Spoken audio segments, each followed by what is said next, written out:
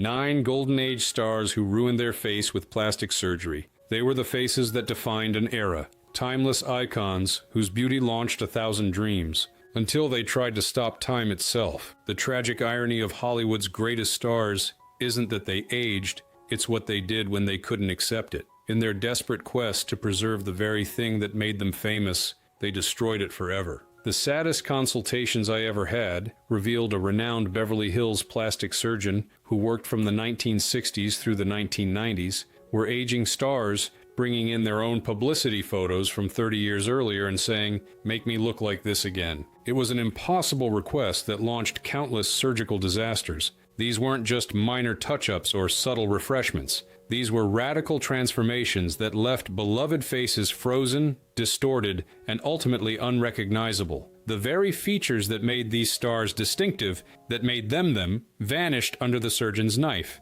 Most heartbreaking was the silent film legend who pioneered Hollywood beauty standards, only to become a cautionary tale when early experimental facelifts left her unable to form expressions. The woman once called America's sweetheart couldn't even smile for the cameras that had once adored her. Or the dashing leading man whose chiseled features melted into a shiny, immobile mask that shocked fans who remembered his natural magnetism decades earlier. They didn't just change their appearance, explained a Hollywood makeup artist who worked with many of these stars in their later years. They erased their history, the laugh lines, the expressiveness, the character that told their story, surgically removed like it was something to be ashamed of. What makes these transformations particularly poignant is that they happened before modern techniques existed. Today's celebrities benefit from subtle procedures developed through decades of refinement. These pioneers of plastic surgery were essentially guinea pigs, submitting to experimental techniques with catastrophic results. But perhaps the most fascinating aspect of these surgical disasters is what they reveal about Hollywood's cruelest contradiction, an industry that worships youth while being fundamentally built on nostalgia. Stars trapped between these opposing forces often made choices that ultimately robbed us of seeing how their iconic faces would have naturally aged. Let's begin with the woman who helped build Hollywood itself, only to become one of its first plastic surgery casualties. Well, it's very nice to be able to thank them all. Mary Pickford, America's sweetheart frozen in time. Mary Pickford wasn't just a star, she was the star, co-founder of United Artists, the first actor to earn $1 million contract, the woman who helped invent modern celebrity. Her golden curls and expressive face made her the most beloved actress of the silent era. When people fell in love with the movies, they were falling in love with Mary Pickford, which makes what happened to her face in later years all the more tragic. Mary pioneered film acting, and unfortunately, she also pioneered celebrity plastic surgery disaster, explained a film historian specializing in silent cinema. She underwent some of Hollywood's earliest facelifts in the 1930s, when the procedures were essentially experimental butchery. Pickford's first facelift came around 1933 as she approached her 40s and struggled with her transition from ingenue roles. The surgery was performed with primitive techniques, essentially pulling skin tight and cutting away the excess, with little understanding of facial anatomy or the importance of underlying structures. These weren't the refined procedures of today, noted a plastic surgery historian. Early facelifts were brutal, simplistic operations. Skin was stretched like canvas over a frame with no consideration for natural movement or aging patterns. The results were immediately concerning. Friends noticed a strange tightness to Pickford's face, an unnatural smoothness that limited her once expressive features. But rather than serving as a warning, this first procedure began a pattern that would continue for decades. By the 1940s, after multiple surgeries, Pickford's face had taken on the frozen quality that would become her unintended legacy. Her skin was pulled so tight that natural facial movements became impossible. The expressive features that had communicated so much during silent films were locked in a perpetual mask. America's sweetheart turned mannequin, remarked a cinematographer who worked with her in her later years. The terrible irony was that the procedures meant to preserve her youth actually accelerated her retreat from public life. As surgical techniques evolved, Pickford continued seeking improvements, hoping each new procedure might somehow reverse the damage of previous operations. Instead, each surgery compounded the problem, stretching her features further from their natural state. By the 1960s, Pickford had become increasingly reclusive, rarely allowing herself to be photographed. When she did appear publicly, observers were shocked by her appearance, the too tight skin, the altered hairline from multiple lifts, and most disturbingly, the inability to form natural expressions. Douglas Fairbanks Jr., who had known her since childhood, reportedly didn't recognize her when they reconnected at an industry event in the late 1960s. After being told who she was, he later confided to friends, "It was as though someone had built a Mary Pickford statue with only a passing familiarity with her actual face." The woman who had once communicated volumes with the subtlest facial expressions could no longer smile naturally in her final years. When she received an honorary Oscar in 1976, she declined to attend the ceremony, sending a video message instead, carefully filmed to minimize the visual evidence of what had been done to one of cinema's most beloved faces. The saddest part was that Mary helped create Hollywood, then fell victim to its most destructive expectation, concluded the film historian. The very industry she built ultimately convinced her that her natural aging face was something to be erased rather than celebrated. While Pickford's surgical alterations reflected the primitive techniques of early Hollywood, our next subject took facial modification to an entirely different level, turning plastic surgery from private shame into public performance art. Brave. He was a real war hero. Was he? And that's what I loved about him. He was so brave. He said, Joan Rivers. When plastic surgery becomes the punchline. While not strictly a Golden Age star, Joan Rivers straddled Hollywood eras, beginning her career when many studio system legends were still active, then transforming herself through decades of procedures until she became perhaps the most famous plastic surgery addict in entertainment history. She went from sharp-tongued to stiff-faced, noted a longtime Hollywood columnist. The tragedy is that her frozen features became the joke, overshadowing her genuinely pioneering comedy. Rivers' relationship with plastic surgery began conventionally enough, a standard eye lift in her 30s, followed by a facelift in her 40s. But unlike most stars who denied having work done, Rivers took the opposite approach, making her surgical adventures part of her comedic persona. "I've had so much plastic surgery, when I die, they will donate my body to Tupperware," she famously quipped. Her honesty was refreshing in an industry built on illusion, but it masked a deeper truth. What began as maintenance had transformed into addiction. By her own admission, Rivers eventually underwent hundreds of procedures: facelifts, eye lifts, neck lifts, brow lifts, cheek implants, chin reduction, Botox, fillers,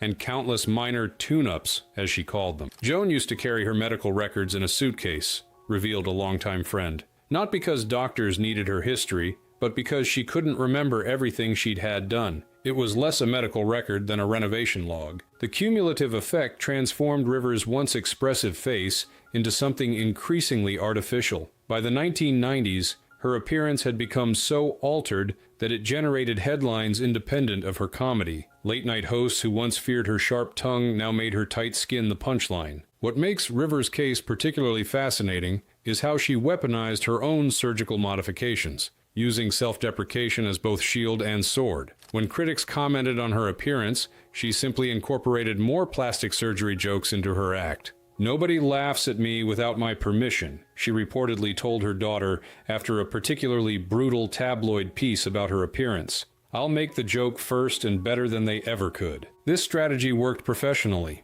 Rivers remained relevant and working until her death at 81, but the physical price was steep. Her final appearance was virtually unrecognizable compared to her younger self, not because of natural aging, but because of the accumulated effects of hundreds of surgical interventions. The saddest part wasn't what she did to her face, reflected a makeup artist who worked with Rivers in her later years. It was why she felt she had to do it. Joan once told me, "In this business, wrinkles aren't character, they're unemployment." While Rivers at least maintained her sense of humor about her transformed appearance, our next subject pursued facial modification with a disturbing intensity that shocked even surgery-obsessed Hollywood. Out of my apartment thinking I was dating what? Jocelyn Wildenstein, the cautionary tale Hollywood couldn't ignore. Though not a Golden Age star herself, Jocelyn Wildenstein serves as the ultimate cautionary tale that many aging Hollywood legends unfortunately failed to heed. Her transformation was so extreme, so bizarre, and so widely publicized that it transcended mere plastic surgery to become a psychological case study in surgical addiction. "She didn't age, she mutated," remarked a Beverly Hills plastic surgeon who declined her as a patient in the 1990s. What happened to her face wasn't about maintaining youth. It was about transforming into something inhuman. Wildenstein's surgical odyssey reportedly began with a misguided attempt to please her then-husband, billionaire art dealer Alec Wildenstein, who allegedly appreciated big cats. According to widely circulated accounts, she pursued procedures specifically designed to give her feline features: high cheekbones, slanted eyes, and a flattened nose. The results were startling. Through multiple facelifts, eye-reshaping surgeries, cheek implants, lip augmentation, chin restructuring, and countless filler injections, Wildenstein transformed herself into something that horrified even surgery-tolerant Hollywood. "Her case represents the ultimate endpoint of surgical addiction," explained a psychiatrist specializing in body dysmorphic disorder. "When procedures are no longer about enhancement but transformation into a different species altogether, we've moved beyond cosmetic concerns into something much darker." What makes Wildenstein's case relevant to our Golden Age stars is how perfectly she embodies the dangers they all flirted with. Many of them took a few steps down the same path she followed to its extreme conclusion, the belief that surgical intervention could not just maintain, but actually improve upon nature. "I've had clients bring in her picture, not as inspiration, but as warning," revealed a high-end Beverly Hills aesthetic dermatologist. They'll point to her and say, "Promise me you won't let me go there." She's become the universal shorthand for surgical excess. Wildenstein reportedly spent over $4 million on facial surgeries, creating an appearance so distinctive that she can no longer move through the world anonymously. Her face has become a cultural reference point, appearing in everything from horror films to medical textbooks as an example of plastic surgery gone wrong. "The truly sad part is that she apparently believes she looks good," noted a Society columnist who interviewed her in the early 2000s. "There's a disconnect between how she sees herself and how the world sees her that speaks to how distorted one's self-image can become." While Wildenstein represents an extreme case, our next subject shows how even the most sophisticated, elegant stars could fall victim to the allure of surgical intervention, with results that betrayed everything their public image once represented. Love and you want to go to bed with, and then you can work things out.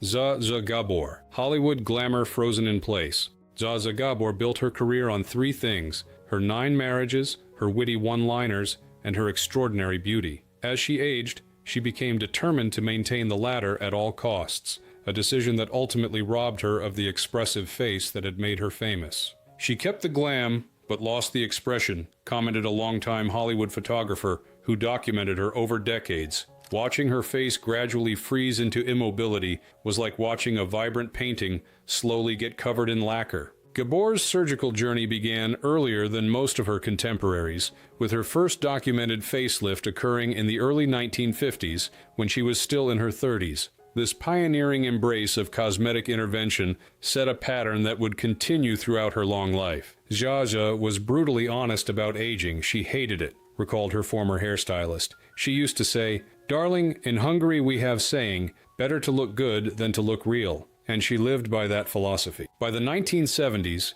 after multiple facelifts, eye lifts, and other procedures, observers began noting the telltale signs of excessive surgery. The perpetually surprised expression, the tightness around the mouth that limited her smile, and the gradual disappearance of natural animation from her once expressive face. What made Gabor's transformation particularly poignant was that her persona had been built on vivacious charm and animated storytelling. As her face became increasingly immobile, she compensated with bigger jewelry, more elaborate wigs, and more flamboyant clothing, as if trying to distract from what was happening to her famous features. By the 1980s, her face barely moved on camera, noted a director who worked with her on television appearances. "We had to adapt our shooting style because she could no longer express emotion naturally. Everything had to be conveyed through voice and hand gestures." Unlike some stars who retreated from public view as surgical changes accumulated, Gabor remained defiantly visible well into her 80s,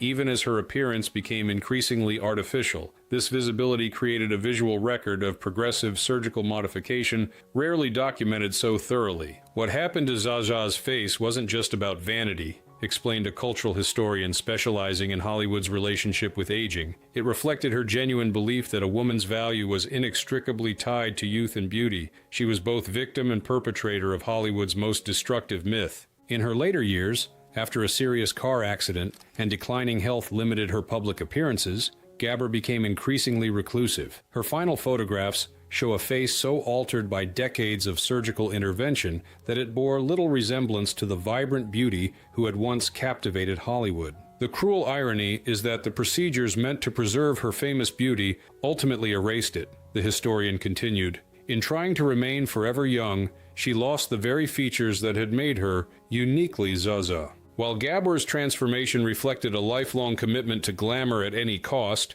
our next subject represents something perhaps more tragic, a handsome leading man whose natural good looks were ultimately betrayed by his attempts to maintain them.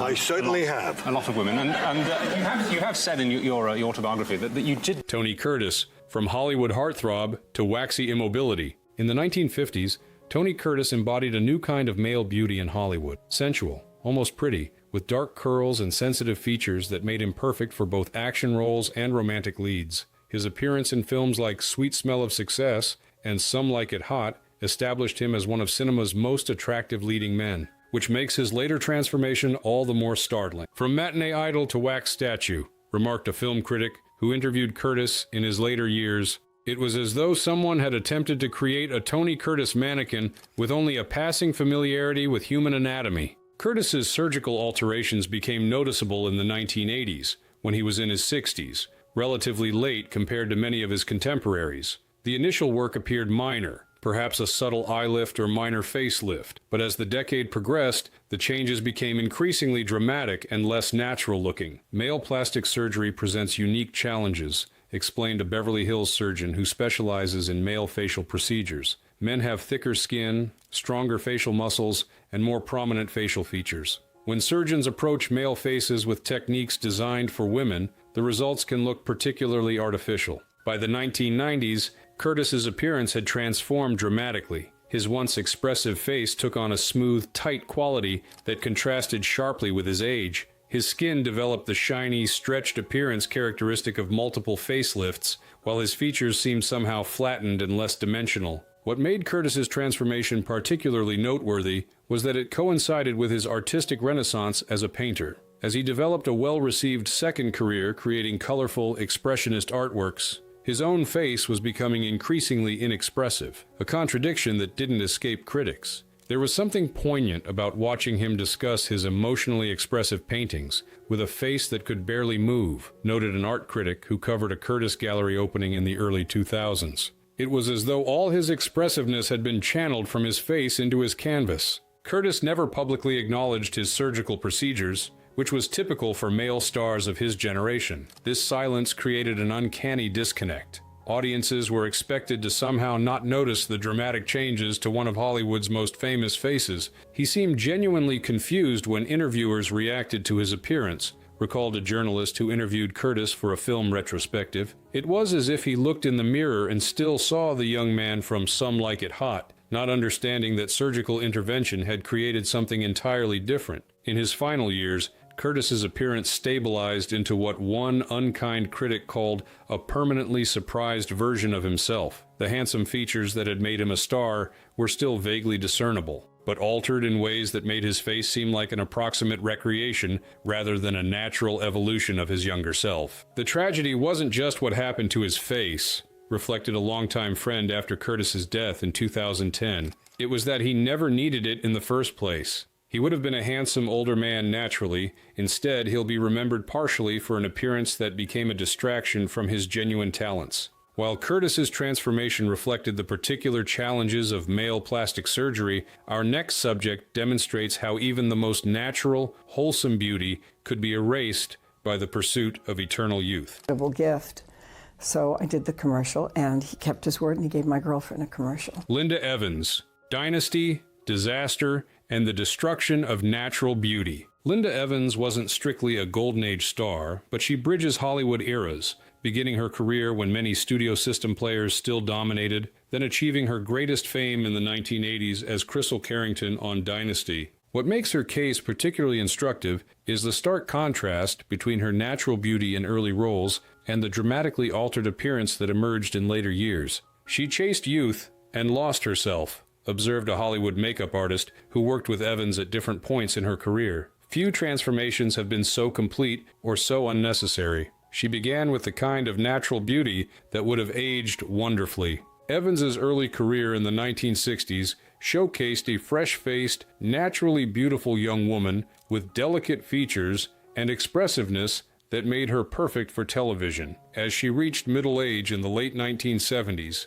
subtle changes suggested minor procedures, perhaps a conservative eye lift or small facial adjustments. It was after Dynasty ended in the late 1980s that the more dramatic changes began. As Evans entered her late 40s and early 50s, her appearance began transforming in ways that alarmed even surgery-friendly Hollywood observers. The procedures didn't enhance her natural beauty, they replaced it, noted an entertainment journalist who interviewed Evans multiple times over decades. Each time I saw her, she looked less like herself and more like someone's approximation of what they thought Linda Evans should look like. By the 2000s, Evans's transformation was complete. Her once delicate features had been supplanted by an overfilled, tight appearance that bore little resemblance to her younger self. Her cheeks appeared unnaturally full, her lips disproportionately augmented, and her skin stretched to eliminate natural contours. What made Evans's transformation particularly sad was that it coincided with her retreat from Hollywood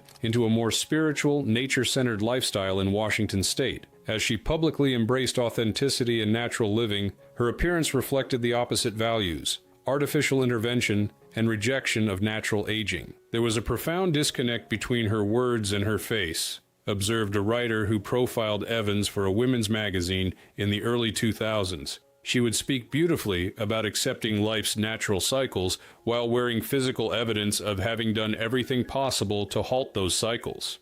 Evans herself has rarely commented directly on her changed appearance, though in a 2014 interview, she obliquely acknowledged some regrets. "I've made mistakes, trusted the wrong people sometimes, but that's part of life's journey." The most poignant aspect of Evans's transformation is imagining the alternative, how her delicate natural beauty might have aged without intervention. With her bone structure and features, she likely would have become a striking older woman whose appearance reflected a full life rather than a desperate attempt to freeze time. "She's the case that makes me angriest," admitted a prominent Hollywood photographer who documented many aging stars. "Some people needed a little help as they aged. Linda Evans needed nothing. She was beautiful. Full stop. What happened to her face wasn't enhancement, it was erasure." While Evans's transformation reflects the voluntary pursuit of an idealized image, our next subject suffered something more tragic: a catastrophic surgical disaster at the hands of an unqualified practitioner. Strangers to Elvis Presley's house? Absolutely not. There'd be other people there too. Priscilla Presley, betrayed by beauty's black market. Priscilla Presley occupied a unique position in American culture, not quite a traditional star, but American royalty through her marriage to Elvis. Her striking beauty was famous worldwide, making her later facial disaster all the more shocking. "She trusted the wrong surgeon and paid in the mirror," said a Beverly Hills plastic surgeon who later consulted with Presley about correction options. What happened to her wasn't vanity, it was victimization. Presley's natural beauty in the 1960s and 1970s was extraordinary. High cheekbones, almond-shaped eyes, and delicate features that photographers loved. As she entered her 40s, she reportedly had minor, conventional work done, subtle refinements that maintained her appearance without dramatic changes. The disaster occurred around 2003 when Presley, like several other celebrities, became involved with an unlicensed practitioner offering what was billed as low-risk cosmetic enhancements. Instead of legitimate fillers, this individual allegedly injected industrial-grade silicone, similar to what might be used to lubricate auto parts, into Presley's face. "It was essentially mechanical lubricant being injected into human tissue," explained a cosmetic dermatologist familiar with similar cases. "The damage is catastrophic and largely irreversible." The substance doesn't just sit there. It migrates, it hardens, it destroys surrounding tissues. The results were immediately alarming. Presley's face became asymmetrical, with uneven contours and a hardened, unnatural appearance. Her once perfect cheekbones looked distorted, her smile became lopsided, and the smooth contours of her face were replaced by irregular bulges. What makes Presley's case particularly heartbreaking is that, unlike stars who pursued excessive surgery, she was allegedly seeking only minor refinements. Instead, she became the victim of what amounted to medical assault by an unqualified practitioner preying on aging celebrities. The person who did this wasn't a doctor, he was a criminal, stated the Beverly Hills surgeon. And celebrities like Priscilla were particularly vulnerable because they needed discretion and were often referred through trusted social circles. The man responsible, Daniel Serrano, was eventually arrested and served time for practicing medicine without a license. But for victims like Presley, the damage was largely permanent. While some improvement was possible through corrective procedures, much of the industrial silicone could not be safely removed. Presley has shown remarkable courage in continuing public appearances despite her altered appearance. Rather than hiding away, she has maintained her charity work and occasional entertainment projects, tacitly acknowledging through her visibility that what happened to her could happen to others. Once elegant, later puffy, uneven, and overworked, observed an entertainment journalist who interviewed Presley before and after the disaster. But what impresses me is that she refused to disappear.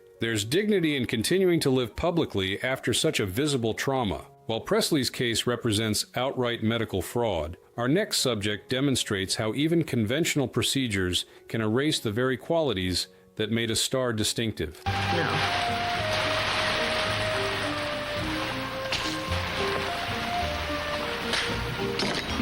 Carol Baker, Hollywood's baby doll repackaged. Carol Baker exploded into public consciousness with her provocative role in Baby Doll, 1956, where her unique beauty, sensual yet somehow innocent, made her an instant star and sex symbol. Her distinctive features, particularly her full lips and expressive eyes, set her apart from other blonde bombshells of the era. Those same distinctive features would eventually be transformed beyond recognition. She was Hollywood's forbidden fruit until she tampered with the package, remarked a film historian specializing in 1950s cinema. Few stars have so completely erased what made them special in the first place. Baker's early career showcased a natural, distinctive beauty. Though conventionally attractive, she wasn't a standard-issue Hollywood blonde. She possessed unique features that distinguished her from contemporaries like Marilyn Monroe or Jane Mansfield. Her slightly fuller lips, wider-set eyes, and expressiveness made her memorable and instantly recognizable. As her American career waned in the late 1960s, Baker relocated to Europe, becoming a star in Italian films. When she returned to Hollywood in the late 1970s and 1980s for occasional roles, observers noted subtle changes to her appearance. Refinements typical of aging stars seeking to maintain their looks. But by the 1990s and 2000s, the changes had become dramatically more pronounced. Baker's once distinctive features were replaced by what one critic unkindly called generic plastic surgery face, the standardized appearance that results when unique features are surgically modified toward a conventional ideal. The tragedy of Carol Baker's transformation wasn't just that it looked artificial, explained the film historian, it's that it erased everything distinctive about her face. The full lips that were once her trademark became tight and overly lifted. The expressive eyes became perpetually surprised-looking. She went from being uniquely Carol Baker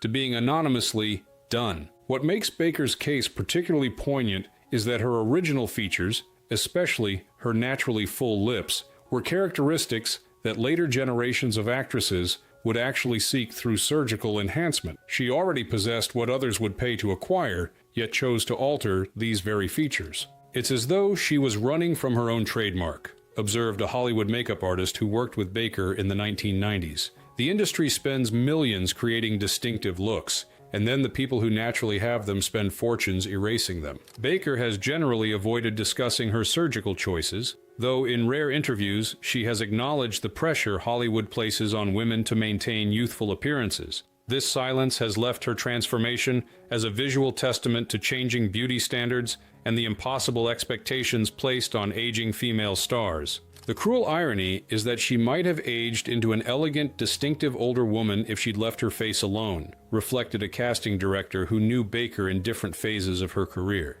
Instead, she became part of that army of former stars with identical tight, shiny faces, their uniqueness surgically removed along with their wrinkles. While Baker's transformation erased her distinctive features, our final subject represents perhaps the most complete disconnect between vibrant persona and frozen features.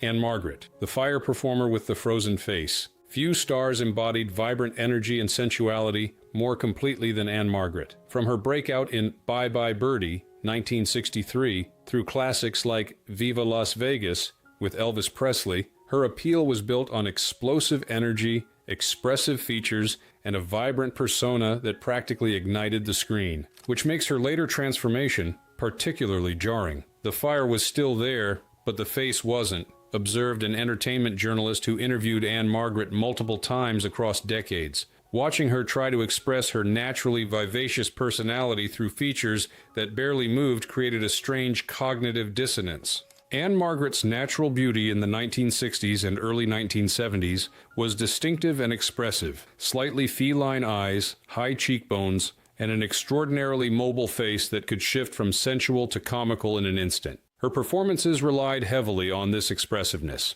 making her later surgical choices particularly counterproductive to her gifts. The changes to her appearance became noticeable gradually. By the late 1980s and early 1990s, subtle tightening suggested conservative procedures. But as the 1990s progressed into the 2000s, the modifications became increasingly dramatic, her once expressive face taking on the tight, smooth quality characteristic of multiple procedures. What made Ann-Margret's case particularly noticeable was the contrast between her physical energy and her facial immobility, explained a television director who worked with her in the 2000s. She still moved with incredible vitality, dancing, gesturing, fully energetic in her body. But above the neck, everything had become strangely static. This disconnect created particular challenges for directors working with her in later years. The dynamism that had defined her early performances was still present in her body and voice, but her face could no longer provide the expressive punctuation that had been central to her performing style.